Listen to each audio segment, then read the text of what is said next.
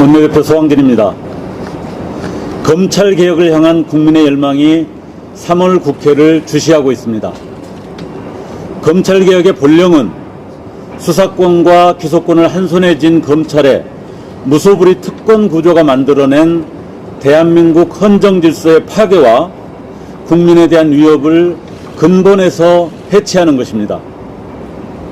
수십 년에 걸친 민주항쟁으로 군부 독재를 넘어선 이후 새로운 권력으로 자리 잡은 검찰 권력의 횡포에 대한 민주시민의 각성과 처절한 저항을 지렛대로 삼아 검찰 독재를 완전히 극복하려는 시대정신의 발현입니다.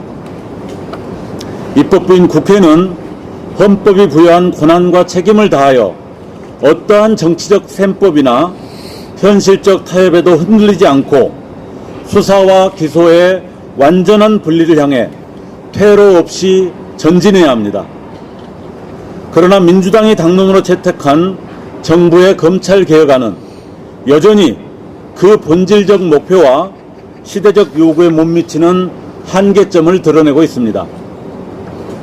개혁의 깃발을 들었으나 그 깃발에 쓰인 내용은 여전히 기존 검찰 권력 구조와 매우 유사하기 때문입니다.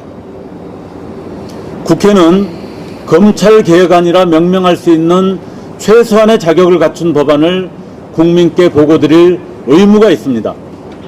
조국혁신당은 정부의 검찰개혁 수정안에 대해 다음과 같은 문제점을 지적하고 수정 보완을 요구합니다.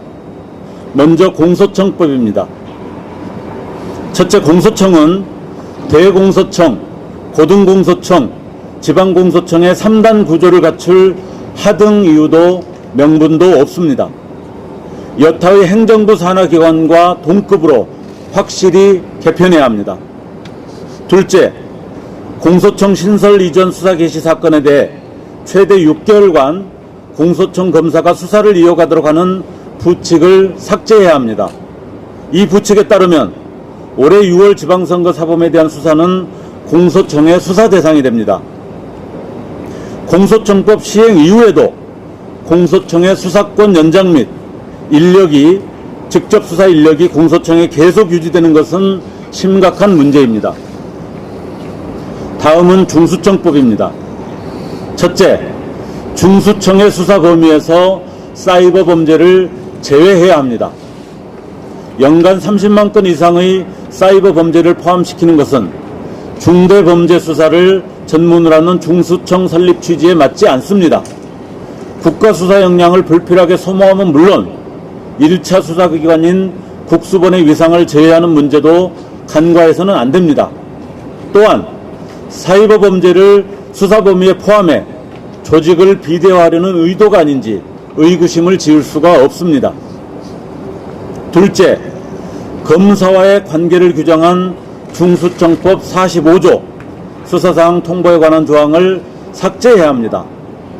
이 규정은 중수청의 수사 암장에 대한 우려에 대한 견제의 일환이지만 시정조치 요구권 및 보완 수사권과 결합될 경우 검사의 사건 가로채기 약습이 부활할 가능성이 발생합니다. 또한 현행 검경협력 수사준칙 규정과 달리 중수청법 내 수사준칙은 더욱 포괄적으로 규정되어 있어 일관성, 형평성 결여의 문제가 존재합니다. 사실상 검사의 수사 지휘가 가능하게 되는 것입니다. 끝으로 정부와 민주당은 검찰개혁 2단계의 전개 시점과 관계없이 형사소송법 196조를 삭제하고 보완 수사권을 인정하지 않겠다는 입장을 국민 앞에 명확히 공표하십시오. 이것이야말로 정부 여당의 검찰개혁 진정성을 가늠하게 하는 척도가 될 것입니다. 조국혁신당은 이상의 요구안에 대한 민주당의 전향적 결단을 촉구합니다. 검찰개혁을 위해 뜨겁게 싸워온 우당으로서 진심을 다해 민주당에 제언합니다.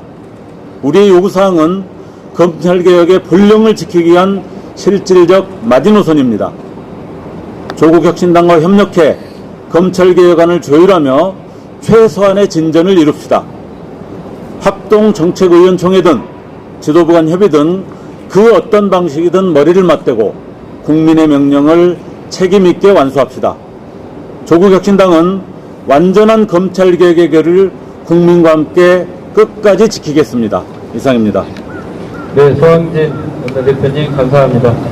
지금 방송 일정 때문에 조금 늦게 회의에 참석하셨습니다. 이혜민 사무총장님 함께 자리에 계시고요.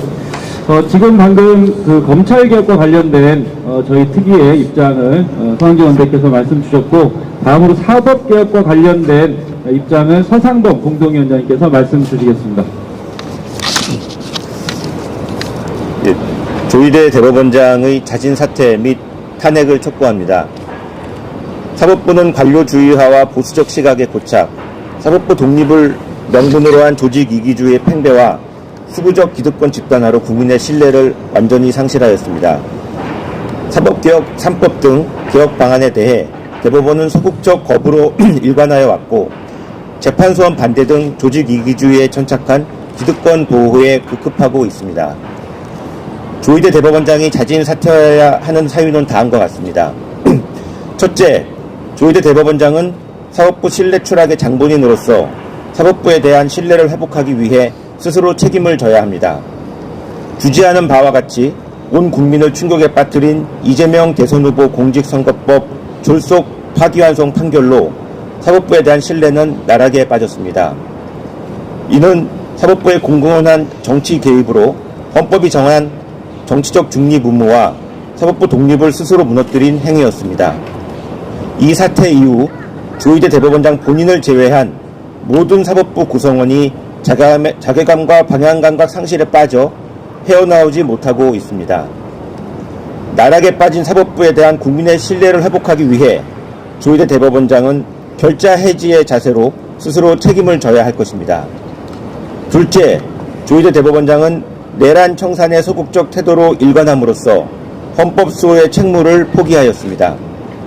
내란은 단순히 행정부와 입법부에 국한되는 사태가 아니며 국헌문란의 상황으로 헌법 수호의 책무를 지는 온 국가기관이 합심하여 대처하고 청산해야 할 과제입니다. 그럼에도 대법원은 마치 본인들이 내란 세력과 헌법 수호 세력 간의 중립적인 심판관인 것으로 착오하여 청산의 표면조차 소극적으로 임하였고, 심지어 사법부 내 고착화된 보수적 시각을 통해 내란 감싸기에 동조하는 행태까지 보였습니다. 국민 눈높이에 전혀 맞지 않는 내란 심판 진행으로 준엄하고 단호하여야 할 내란 청산이 국민의 불안 요소가 되었습니다. 계엄 선포 자체는 위법이 아니라는 식의 국민의 인식과는 너무도 동떨어진 내란 감싸기 판결은 사법부의 헌법적 책임 문제를 야기하고 있습니다. 셋째, 조희대 대법원장은 사법개혁의 성공적인 완수를 위해 그 걸림돌이 되지 않도록 자진 사퇴하여야 합니다. 사법부의 신뢰 추락과 사법개혁의 필요성에 급격한 대두는 조희대 대법원장을 비롯한 사법부가 스스로 자초한 사태입니다. 이러한 위기를 계기로 헌법 규범 통제를 완성하기 위한 재판 소원 제도의 도입, 수십 년간의 수건이었던 대법관 증언을 통한 국민의 권리구제 확대 등 광복 이후 가장 큰 사법개혁 방안이 시행되게 된 것은 너무나도 의미 있는 일입니다. 새로운 사법개혁을 힘있게 시행하여 사법부를 혁신하고 신뢰를 회복하기 위해 사법개혁의 원인을 제공한 조희대 대법원장은 스스로 개혁의 걸림돌이 되지 않고 길을 열어주기 위해 사퇴해야 할 것입니다. 조국혁신당은 지난해 10월 7일 가장 먼저 조희대 대법원장 탄핵안 초안을 공개해 사법개혁 의제를 주도해 왔습니다. 만약 조희대 대법원장이 스스로 사퇴하지 않는다면 국민은 그를 탄핵할 것입니다. 조국혁신당은 헌법 질서의 회복과 사법개혁의 완수를 원하는 제 정당, 단체, 국민들과 연대하여 조희대 대법원장의 책임을 묻는 행진에 끝까지 함께하겠습니다. 감사합니다. 서상범 위원장님 발언까지 오늘 공개의 발언 모두 들었습니다. 조희대 대법원장에 대한 탄핵안이 실제로 발의되는 불행한 일이 일어나지 않도록 조희대 대법원장의 덫이 빨리 정리되기를, 스스로 사퇴하기를 다시 한번 촉구합니다. 오늘 이상으로 끝까지 간다 특별위원회 공개회의 모두 마치도록 하겠습니다. 참석해주신 여러분 감사합니다. 네, 감사합니다.